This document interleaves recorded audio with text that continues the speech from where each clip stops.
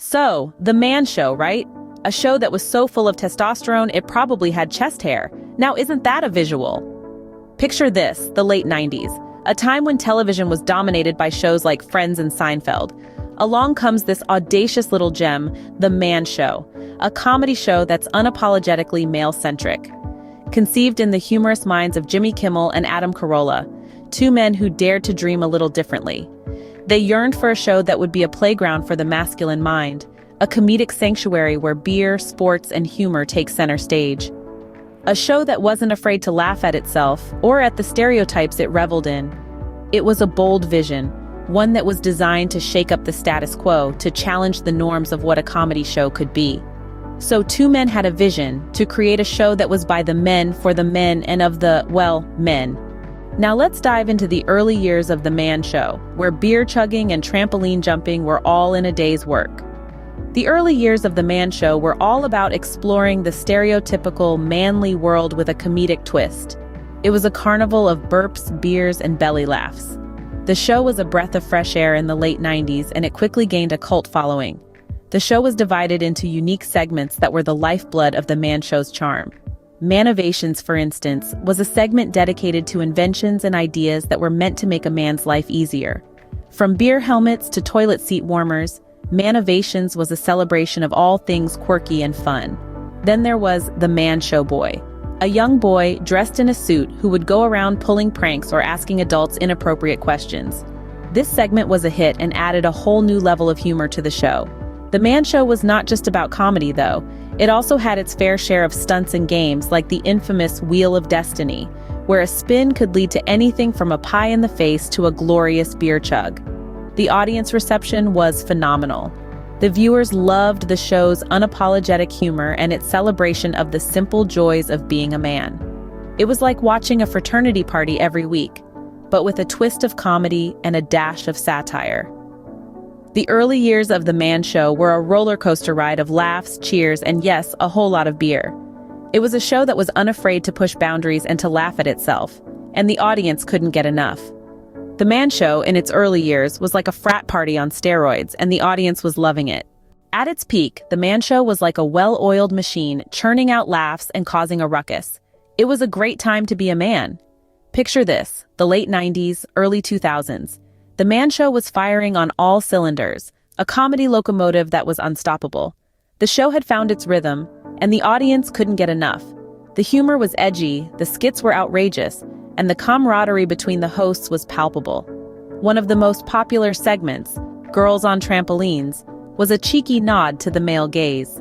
The segment was simple, yet effective. Beautiful women bouncing on trampolines. It was a spectacle that was as entertaining as it was absurd. And the viewers loved it. Then there was The Man Show Hall of Fame. This segment celebrated the unsung heroes of manhood, the common men who had achieved uncommon things. From the man who could drink a beer in 2 seconds to the guy who could belch the alphabet, these men were celebrated for their unique talents. The show also had its fair share of celebrity guest appearances. Some of Hollywood's biggest stars graced the stage of The Man Show, adding a dash of glitz and glamour to the raucous humor. But The Man Show was more than just a comedy show. It was a cultural phenomenon. It pushed the boundaries of what was considered acceptable on television. It challenged societal norms and expectations. It was a celebration of manhood in all its glory and absurdity. The Man Show was also a major influence on pop culture. Its catchphrases and skits were quoted and referenced in movies, TV shows, and even music. It was a show that had its finger on the pulse of the zeitgeist. In short, The Man Show was on top of the world. It had found its groove and it was riding high on a wave of success. It was the king of late-night comedy, and it seemed like nothing could bring it down. But as they say, what goes up must come down. And The Man Show was no exception. But that's a story for another time.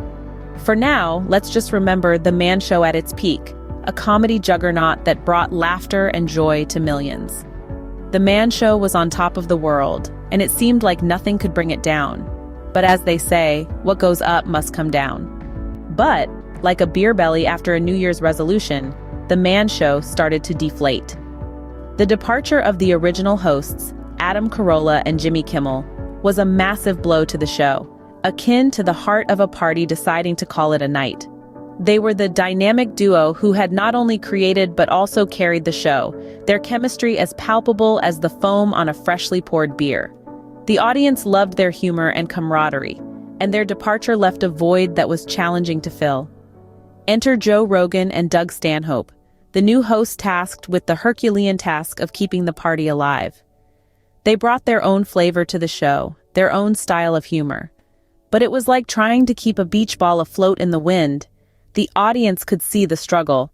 The show had changed, and not necessarily for the better. It was as if someone had switched the beer for light beer. It just didn't taste the same.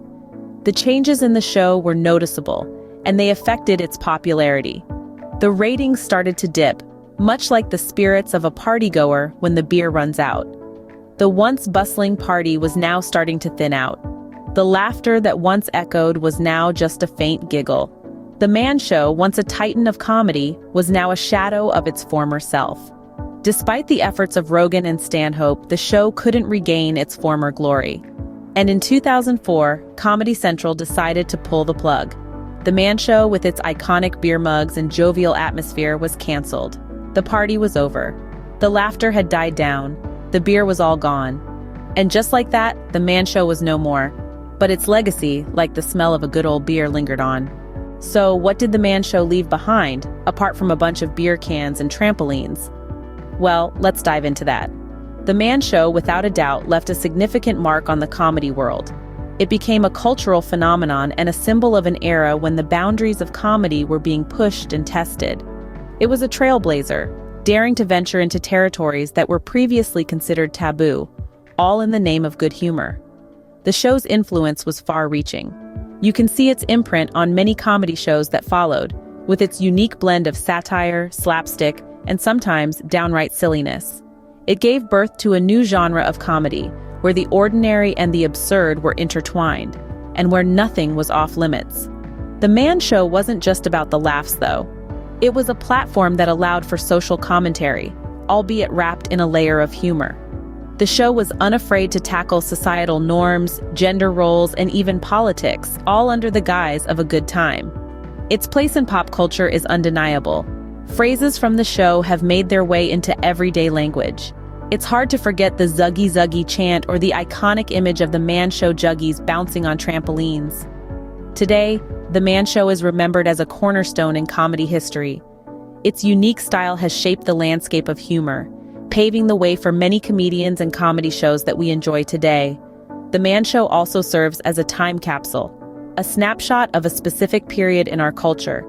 It reminds us of a time when comedy was unfiltered, raw, and unapologetically outrageous.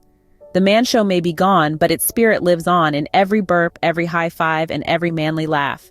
Cheers to the Man Show!